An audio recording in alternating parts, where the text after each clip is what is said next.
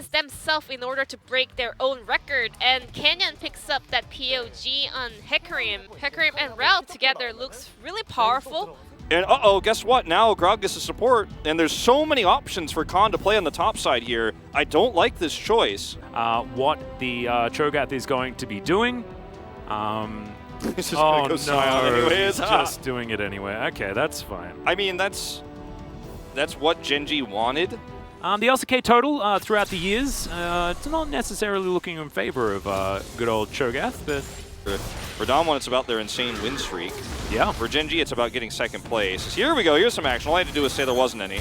And for Rascal, it's about staying alive, and he's not going to. Yep, he has Flash available, but he's not going to use it because he's well and truly dead. And First Blood goes over to Canyon. This is what I'm talking about, the Cell 6, and Showmaker has just shown so much respect. Jinx even further with it. That was where things got really scary. So this time, Damwon Kia are going to be able to take the eye without too much of a response, but Beryl, unfortunately, just going to throw his life away here. Doesn't find the body slam, and this is... You know, based on the lack of vision that there was... Okay, hold that thought. Oh, dear. Gravity Field does some work, but the hook is going to connect as well, and Showmaker not going to be able to trade back anything on this one as Canyon comes on over, looking to try and put the Udyr asleep as BDD comes in, doesn't pull the trigger, as the bowling ball connects, but only lands onto Life. You have the Flash gone from the last exchange. Yeah, it was just a great follow-up gank. Really, really well done. Look at this, 4 control wards around this pit. Beryl. And Beryl is unfortunately just trying to set up for a play here and cut this team in half, but the reality is they already were successful. As Udyr's son sets it up, don't even need the Emperor's Divide to secure this kill. Yeah, which is why then BDD is there to threaten. I don't even know whether that flash was necessary because if BDD's coming in, right, he does. Canyon wants to further this top lead. Yep, Canyon gonna pick up a bit of turret aggro as Shelly just bonks her noggin into this one. Not sure whether they're gonna be able to take down this turret just yet, as Rascal's just trying to be a bully. Get them out of the way here. So unfortunate for Canyon and Khan. Like everything just going a little bit slightly wrong. Canyon almost has his sleep. The turret's almost down. Bowling ball does connect this time. Yeah, no one's coming to save him here as Canyon's going to have to flash. The feast goes off, and unfortunately not quite enough there as Rascal's still going to flash. And this turret is going to survive for a little bit longer. That was actually insane as here we go again. Yep, Emperor's Divide's going to pick up Showmaker once again. They just collect his flash. Because this is the change between the comp. Is, yeah, BDD off towards the side. Khan is going to pick him up. And now it feels like Damwon Kia can just lock this one down, but Klid's going to make it a 50-50. It's not going to be the case as there's the Kaz. And now Damwon Kia are going to back away. I think that's a really smart idea. Cloud Soul, I apologize. This is Gen.G desperately wanting to lock this one down. Should be able to do so. Flame Chompers coming on in. They ignore the gravity field as that's a great hook to come out from Live. As it's Showmaker that's being closed in on.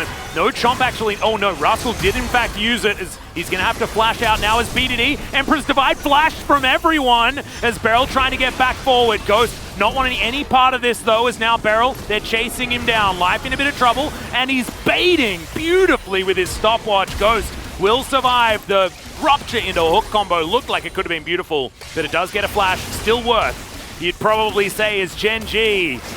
Damn, that was really nice. That was real clean. That was super clean, and the first hook into rupture combo is what starts it all off. So watch the start of this fight. I mean, it couldn't be better here. With Life getting the perfect hook here. Oh, Beryl. It's not on the barrel either.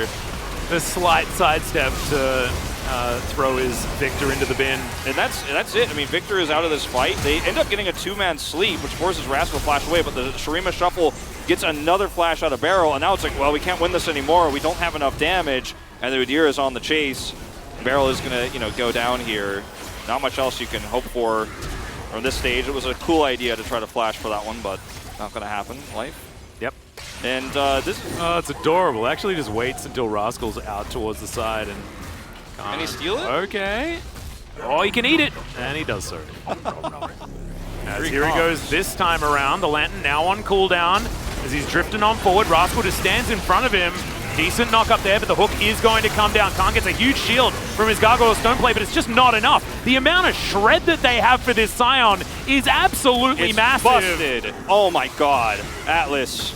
This was desperation upon desperation. Well, Beryl's going to go in, tries to throw down the cast, but the Emperor's Divide hits too. It's Beautifully done. It's a double kill. No stealing for the Jinx this time around, as Ruler is going to get the value he was looking for. And Gen.G, they have made almost their version of what Damwon did to them in Game 2, and they're looking to push up this mid lane. You see Canyon try to maybe steal this away, but he doesn't even have his sleep available.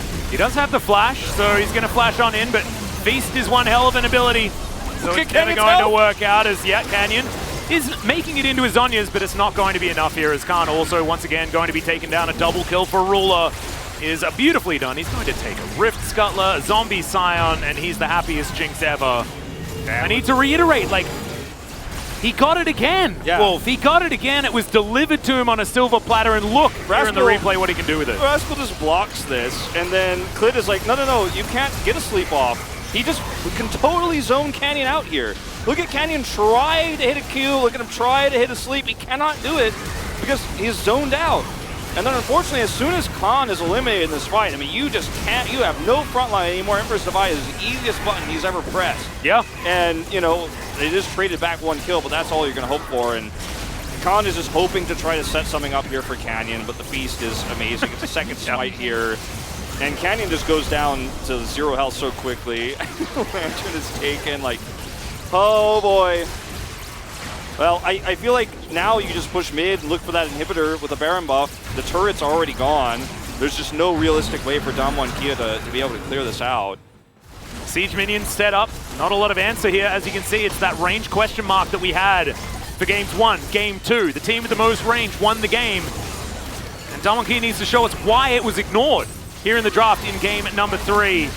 That first Nexus turret is going to go down. The little boot comes out from Klid, who doesn't have a lot of mana, but the Kaiser is just destroyed. The knock-up onto Showmaker, as well as the Gargoyle Stoneplate, makes Rascal nigh unkillable. A double kill for the Jinx now as she's getting excited. A beautiful hook from Life here as well as Jinx grabs a triple. Could it be the Penta as the quadra kill already? Canyon running for the hills, and the Super Mega Death Rocket sails by. Klid, he wants more here. He didn't get the Penta, but he's looking for the kill. Denied by the Nexus. And Atlas, this was a beautiful series from Gen.G, and they are going to stop Damwon win streak in its tracks. They will not stop SK Telecom T1's 2015 record. They will not match their record from last year.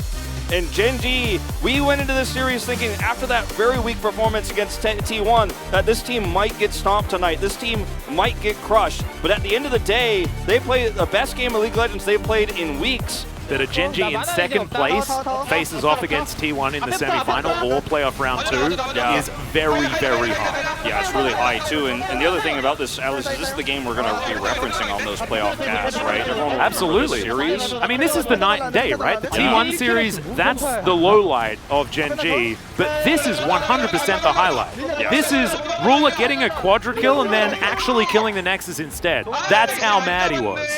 I like how Klid also dodged it. He was like, whoa. And you know, the crazy thing about this too is that Damwon also, I feel like, underestimated Gen.G in this series based on their drafts. They didn't see this one coming. And this is a weakness that's been exposed for any team that will actually have to face Damwon in the playoffs, potentially, and for the rest of regular season. Although now Damwon don't have a ton to play for. They're already first. They lost their winning streak, but Jinx, once again, Ruler, you give him this much space, and he's going to do it. He's going to do the damage, and unfortunately for Ghost on this Kai'Sa pick, he is hell-bent on picking every game, is just zoned out of relevancy in this game completely. Absolutely, entirely.